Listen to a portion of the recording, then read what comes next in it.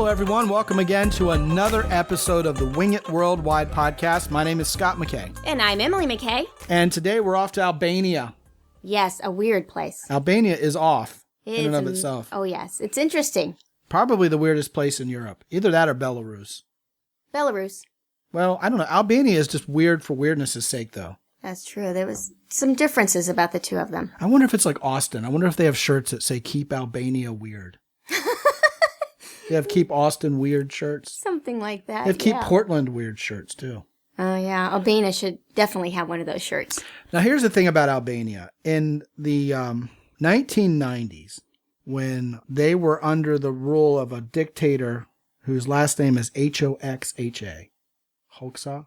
I don't know if I'm saying that right. Someone's going to email me and correct me. Nobody was going in and out of this country. You couldn't visit Albania. It was one of the most mysterious places on earth. Well, we had a hard time getting there. You really had to do a lot of research, and you found a way for us to get there. Well, there was a flight in and out of it, but they kept canceling it, and they didn't let me know what was going on. As a matter of fact, the airline was run by the Italians, and it went out of business while we were in Albania. Remember that? Yes, that's right. Because we had a flight, one of our flights got canceled. And they were sending us cancellation messages for the Albanian airline in Italian. Oh, boy. That was really weird in and of itself. That was just strange right there. So we ended up driving from Croatia down the Dalmatian coast, met our ride in Kotor, right, Montenegro, and drove overland across the border from Montenegro to Albania. Right. Ate carp, not to be confused with crap. Just after we crossed the border. Right, yeah. That was David's first impressions of Albania and ours. We took your son with us on this trip. We he was did. about 15. He was 15, and I was about 5 months pregnant. Yes. We just love to go when I'm pregnant, don't we? We love to go anytime, pregnant or not. You're pregnant a lot. Having infants, whatever. But it was really fascinating because the border, where we didn't know what to expect, and we weren't allowed to take pictures. But as soon as we crossed the border, a few feet was that restaurant to the right, and they served carp. Right. Another form of goldfish. Right, exactly. And, it's just a little, hole-in-the-wall restaurant, but, it's quaint, and we were like, okay, is it safe to eat here? It was fine. It was wonderful. Well, delicious. The driver plies that route constantly, and he said, this is one of the restaurants you want to eat at. I let him pick the restaurant, and he picked it. And he was eating with us, so it had to be good. Of course I let him pick the restaurant. What, am I going to pick it? Like, I know that's this place, So we're like in the northern reaches of Albania. We're not even to Olsinja yet, which is the little town up there. Drove all the way down. Oh, goodness, it was a scary drive. Oh, yeah, man. They play chicken there, too. Oh, yeah, definitely. In a Mercedes-Benz. I know. Nice car. Passing people up in a blind curve. Yeah, that's crazy. Beautiful countryside. Just gorgeous down there. But Lots of green. Once we got to Tirana, Albania, checked into our hotel, which was on the outskirts of town a little bit, but everybody was really nice. Great bus service. I mean, as long as you know the bus service, you can get anywhere you want. And the funny thing is, if you've ever seen the Dilbert comics and they talk about Albonia, yes, the way they dress the people up from Albonia with those little round hats is actually Albanian. That's some of the Albanian traditional dress. So, it really is a play on Albania. They're not standing around in mud like they are in Albania.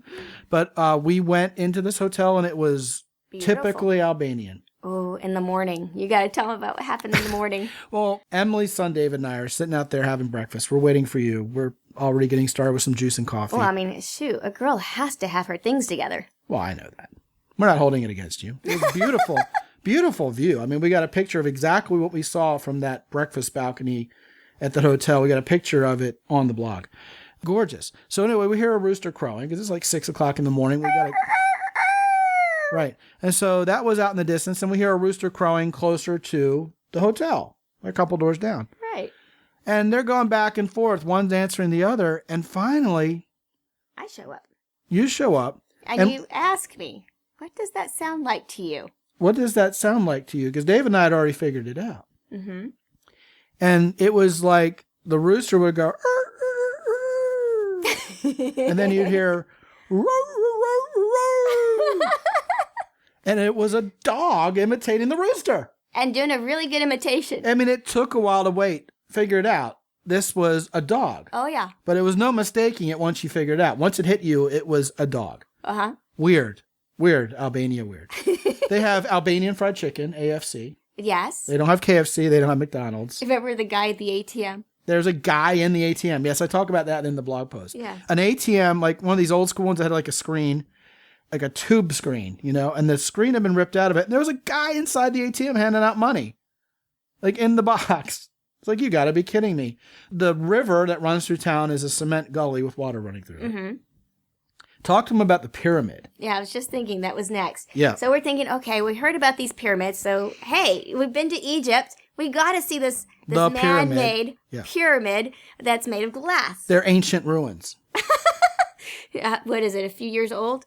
1990? Right. 88, 90? So, it should be fairly in good order, right? It's destroyed. It's got weeds growing out of it. They've since built like a club in this thing that was like an Egyptian theme club, and it closed down. The sign's all like graffitied up. Right. The broken glass everywhere.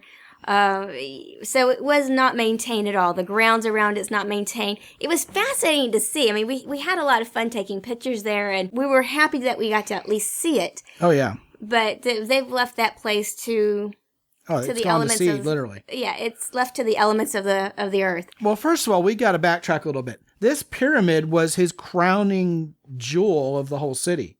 This was his government center, our new modern building that's a monument to our progress here in Tirana, Albania. Mm-hmm. And it is already literally ancient ruins. Yes. It's like walking around in Angkor Wat, only it's not going to last 30 years old. Years. Yeah, I mean, it's crazy. It's just so strange. One of those things that makes Albania weird. They have a university called UFO University. That's right. What in the world is that? You don't know because it's Albania. You don't even ask the questions anymore.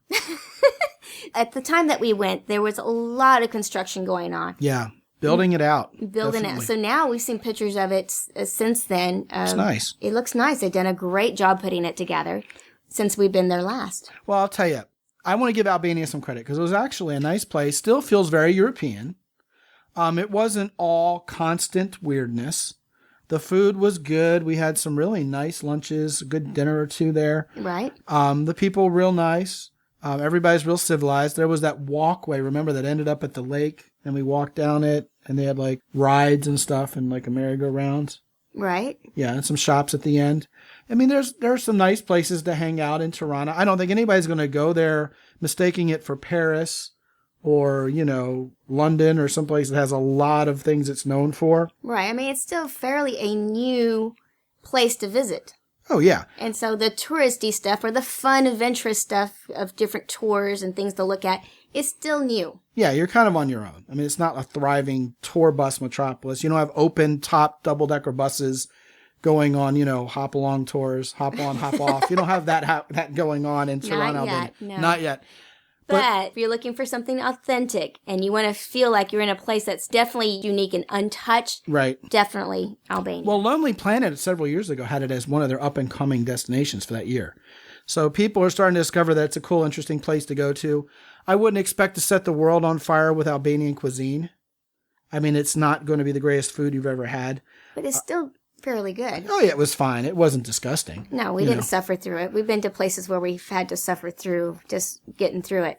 Well, not really. I mean, the only place that really comes to mind there is North Korea. I mean, everywhere else we've gone, you can find decent food. Somewhere. Especially bigger first world cities, Yeah, but I don't remember Albania particularly being difficult when it comes to food. No, it wasn't. And it was inexpensive. Right. It wasn't as cheap as you think it would be. It was approaching United States prices. Oh, it was kind of Berlinish. The nicer restaurants were definitely more pricey. Yeah, but it wasn't cheap, but it certainly wasn't like Norway or Switzerland expensive. Oh, gosh, you can do this. We got out on Olympic Airways and went to Greece from there. Mm-hmm. Yeah, so you can fly from Tirana to Athens pretty easily. But, if you're going to Eastern Europe, you're going to that part of the world, then it's a good place to go, a good place to visit. Should be on everybody's list. And that's crickets. I think so, too. Yeah. But I don't know anybody other than us and a couple friends of mine who are dyed-in-the-wool travelers who've been there. No. But if you have been there, please drop us a line and let us know. We'd love to hear about it. Yeah, and visit our blog and read more about what happened in Albania. See some of these crazy pictures of the weirdness that abounds there by going to www.wingitworldwide.com. There's a show notes page if you /podcast in front of that. And sign up for our 2 reports. Yep. Get on our newsletter list. We are not going to spam you. We'll send you select emails with information that's actionable and practical every time.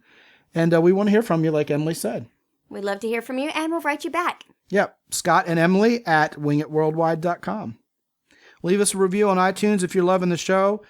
Give us your feedback. We want to know where to head with the blog, with the show. Everything's still pretty new around here. We've been doing the dating coaching thing for a long time. The travel stuff is still something we're pretty green at, so give us your feedback. Till I talk to you again real soon, this is Scott McKay. And this is Emily McKay. Be good. And have fun.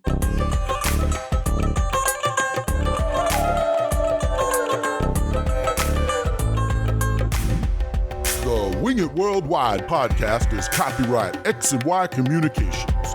All rights reserved worldwide.